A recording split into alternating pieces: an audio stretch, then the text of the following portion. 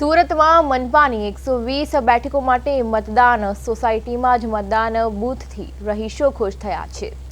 વહેલી સવારથી વડીલોએ બજાવી પવિત્ર ફરજ। સુરતમાં ભાજપ કોંગ્રેસ અને આપ વચ્ચે ટક્કર। સાંજે 6 વાગ્યા સુધી થશે મતદાન। સ્થાનિક સ્વરાજનો જંગ જામ્યો છે ત્યારે આજે સુરત ખાતે मतदान प्रक्रिया शुरू કરવામાં આવી છે। સોસાયટીમાં જ મતદાન બૂથથી રહીશોમાં ખુશીનો માહોલ જોવા મળી રહ્યો છે। સુરતમાં મનપાની 120 બેઠકો માટે મતદાન થઈ રહ્યું છે ત્યારે સોસાયટીમાં જ મતદાન બૂથથી રહીશો ખુશ થયા છે। વહેલી સવારથી જ વડીલોએ બજાવી પવિત્ર ફરજ। લોકો મોટી સંખ્યામાં મત આપવા પહોંચી રહ્યા છે। સિનિયર સિટીઝન્સ પણ પોતાનો મત આપવા પહોંચી રહ્યા છે અને સુરતમાં ભાજપ કોંગ્રેસ અને આપ વચ્ચે આજે ટક્કર છે ત્યારે સાંજે 6 વાગ્યા સુધી મતદાન થશે ત્યારે સ્થાનિક સ્વરાજનો ચૂંટણી જંગ જામ્યો છે। ત્યારે વાત કરીએ સુરતની તો સુરતમાં 120 બેઠકો માટે મતદાન પ્રક્રિયા શરૂ કરવામાં આવી છે। સોસાયટીમાં જ મતદાન બૂથ રાખવામાં આવ્યું છે જેથી રહીશોમાં પણ ખુશીનો માહોલ જોવા મળી રહ્યો છે કે તેઓ સરળતાથી મત આપવા પહોંચી શકે। ત્યારે વહેલી સવારથી જ વડીલોએ તેમની ફરજ બજાવી છે। સુરતમાં ભાજપ કોંગ્રેસ અને આપ વચ્ચે ટક્કર જોવા મળી છે ત્યારે સાંજે 6 વાગ્યા સુધી મતદાન યોજાશે।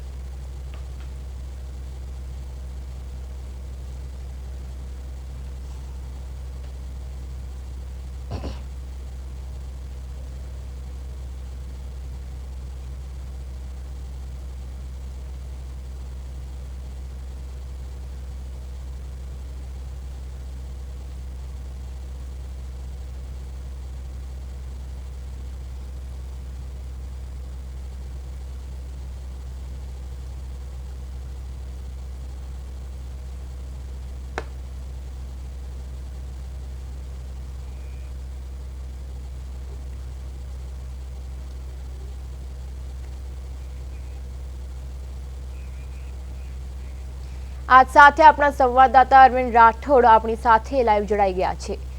जी अरविंद, सूरत में मनपानी 120 बैठकों माटे मतदान योजाई रह्युं छे त्यारे हाल में त्यां माहौल केवो छे?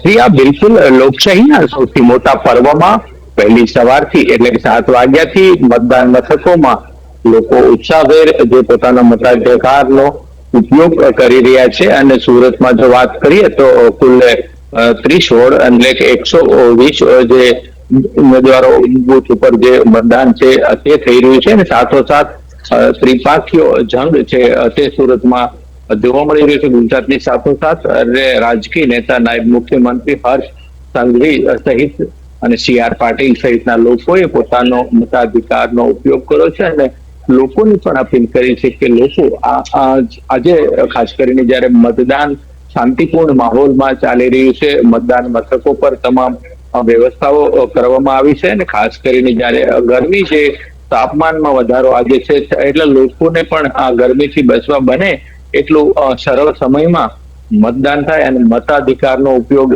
ચોક્કસ મતદાન કરીને મતદાતાએ એક ફરજ પોતાની જે જવાબદારી છે તે નિભાવવી જોઈએ। પરંતુ કુલ મળીને ત્રિપાખીયા જંગમાં વોર્ડ 30માં 120 જે ઉમેદવારો અલગ અલગ ત્રિપાખીયા જંગમાં રાખવાના છે એટલે તમામ જે ઉમેદવારો છે તેઓનું ભાવિ EVMમાં કેદ થશે આજે। એટલે મહત્વપૂર્ણ જે મતદાતા છે તે આખરે મતદાન કરીને પોતાનો લોકશાહી પર્વનો જે મતાધિકારનો ઉપયોગ છે તે કરી રહ્યા છે અને સુરતમાં કુલ મળીને ઓલ ઓવર જોવા જાય તો શાંતિપૂર્ણ માહોલમાં ચૂંટણીની પ્રક્રિયા છે તે ચાલી રહી છે અને સવારથી ગરમીને કારણે થોડો સવારથી જ ઉત્સાહ મતદાતામાં વધુ દેખાઈ રહ્યો છે। જી પ્રિયા। જી અરવિંદ, જેવી રીતે વહેલી સવારથી જ મતદારો પોતાનો મત આપવા પહોંચ્યા છે ત્યારે મતદારોમાં કેવો ઉત્સાહ છે? પ્રિયા, અલબત્ત જોવા જાય તો જે રીતે ચૂંટણીનો પર્વ અને એમાં પણ આ રીતે લોકશાહીમાં જ્યારે લોકો અને ખાસ કરીને યુવા વર્ગ જે પહેલી વાર પોતાનો મતાધિકારનો ઉપયોગ કરી રહ્યા હોય એટલે તેઓમાં સ્વાભાવિક છે કે એક અનોખો ઉત્સાહ હોય કે પહેલી વાર તે પોતે વોટ આપશે અને પોતાના નેતાને એટલે ચૂંટશે એટલે મતાધિકારનો ઉપયોગ કરીને પહેલા વોટરો જે છે તેમને ખાસ અનોખો માહોલ એટલે ખુશી છે તે જોવા મળતી અને સાથોસાથ જે અમુક સોસાયટીઓમાં પહેલી વાર લાંબા સમયથી જે દૂર પડતી છે એટલે તેવામાં બૂથ મથક ઉભા કર્યા છે એટલે તે લોકોને પણ ગરમીથી રાહત મળશે। બીજી તરફ જે પાણી સહિત અને ઠંડી છાશ ગરમીના કારણે એટલે તંત્ર દ્વારા જે પ્રકારે તમામ તૈયારી કરી છે, ચૂંટણી અધિકારીઓ સહિતના જે લોકો, સાથોસાથ સાંપતો બંદોબસ્ત, એટલે કોઈ અનિશ્ચિત બનાવ ન બને તે માટે તો શાંતિપૂર્ણ માહોલમાં અત્યારે સુરતની વાત કરીએ તો અલગ અલગ જગ્યાએ એક મશીન જે ઈવીએમ ને બાદ કરતા તમામ જગ્યાએ શાંતિપૂર્ણ માહોલમાં અને ઉત્સાહ સાથે ઉમળકાભેર લોકો છે તે મતદાન પોતાનો મતાધિકારનો ઉપયોગ કરી રહ્યા છે. જી પ્રિયા. જી અરવિંદ, સમગ્ર માહિતી બદલ આપનો આભાર.